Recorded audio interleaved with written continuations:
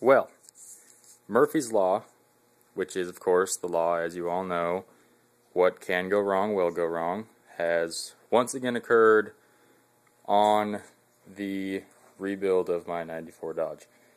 Here we have half of a $400 aftermarket Trac-bar made out of very solid, what appears to be grade 8 bolt material, and the bushings.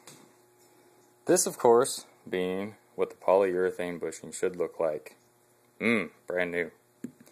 This being the remains of one which was already in the Trac-bar.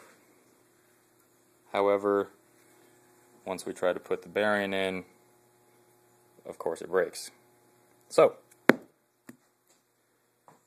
this installment of Dumb Grunt Garage shall continue when I am more successful.